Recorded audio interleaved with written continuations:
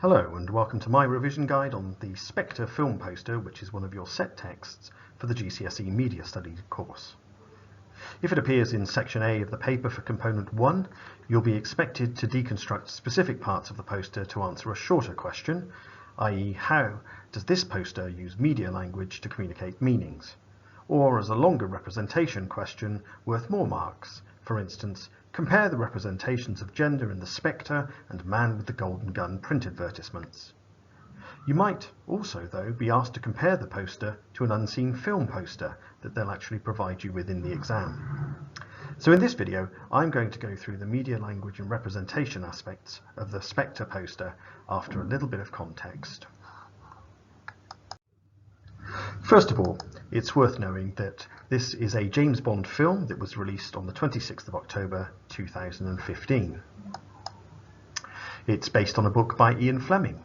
The film itself was produced by the British company Eon Everything or Nothing Productions and distributed by United Artists. The $245 million budget was extensive, but the film went on to gross over $880 million at the worldwide box office. And the poster, the set text itself, was designed by Empire Designs, which is a British film promotion agency. It was released on the 3rd of September 2015 as part of the wide global marketing campaign for the film. So let's start with the white tuxedo, a Tom Ford white tuxedo worn by Daniel Craig.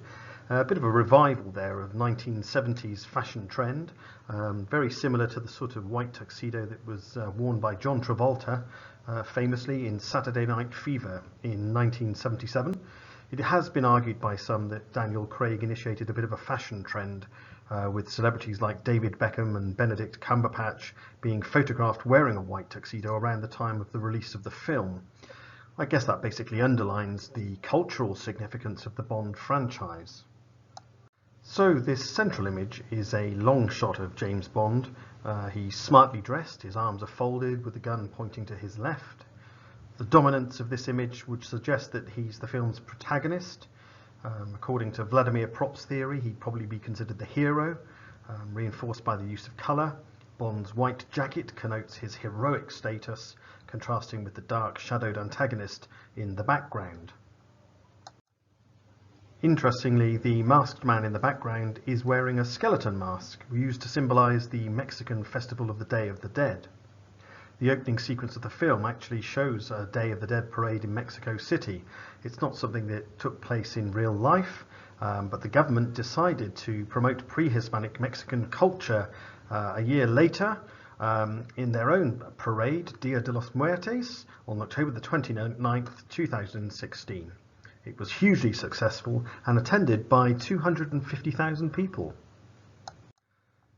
So Bond's clothing connotes business and professionalism. The gun is an iconic part of Bond's uniform. It's a common prop used in the action thriller genre, so audiences can expect violence, action and danger. The gun, interestingly, is casually pointed, connoting that Bond is never really off duty. He's always alert and ready for action. The tuxedo is quite iconic, really, of the Bond image. Various other Bonds have worn tuxedos in lots of films. It connotes luxury, wealth, sophistication, the high life, basically, that off-duty Bond enjoys, which is linked to martinis, shaken not stirred, women and gambling. His strong yet casual pose reminds the audience of the cool, calm, collected persona of Bond. He's a trained assassin and working for MI6. He's relaxed here, but in control, and we're reminded of his ability to keep his composure in any situation. He looks directly at the audience. This is direct address. It's a common convention of film posters, adding a personal approach to the format. The intensity of his stare and the lack of a smile could suggest how seriously he expects to be taken. It's a common convention of film posters to have the actor's name prominently featured to entice the audience, but this poster subverts that convention. The name in small font in the upper left corner of the poster. The producers are confident that the audiences will all recognise him. This is Daniel Craig. Daniel Craig's name also appears alongside many other names, Albert R. Broccoli's Eon Productions presents Daniel Craig as Ian Fleming's James Bond. A bit of a mouthful. But this showcases all the iconic figures that helped to continue the franchise. At the bottom of the poster, you'll see the title of the film, which appears alongside the iconic 007 logo. And the gold font there connotes luxury, wealth, aspiration and exclusivity again. It could also be an intertextual reference to another Bond film. The capitalized title connotes strength and power. The word Spectre relates to an organization in opposition to Bond in the narrative, but it has a double meaning, of course, because it could connote a ghost from Bond's past. Beneath the title, you'll see the credit block, the industry information, stars' names, directors, producers, all in very small text so as not to divert attention from the main image and the core text. The red carnation in Bond's lapel might be there to signify that he's a little bit dangerous because red connotes danger, or perhaps that he's passionate and seductive. Returning to the background, you can probably see the image of a man wearing a skeleton mask a bit more clearly here. There's actually a bone design on his jacket too. Obviously skeletons have connotations of death and danger. The mask here is covering up someone's identity, someone who wishes to remain hidden, lurking in the shadows. According to Vladimir Prop's character theory, we can easily assume that he's a villain. The mask, of course, is reminiscent of Halloween. He's Bond's antagonist and no doubt wants to kill him. The mystery of this character's identity acts as an enigma code for the audience. We want to find out who this character is and why he wants Bond. The skeleton also references the title of the film, Spectre, connoting a ghostly, haunting presence from Bond's past.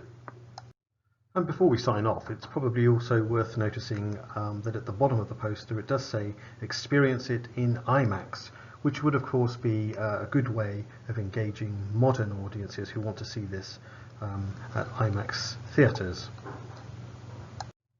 For further study, I would direct you to look at the GCSE Media Studies set product fact sheet for Spectre, which is available in your OneNote class notebook under fact sheets in the resource library. And I would also direct your attention to the website on the bottom right hand corner of the slide here, which is part of the Educas Media Studies Interactive Resources website, and on there you will find a section on film posters with all manner of interesting information about the codes and conventions of film posters, and that's certainly worth completing. So that's it from me. If you'd like to talk any more about Spectre, please come and see me.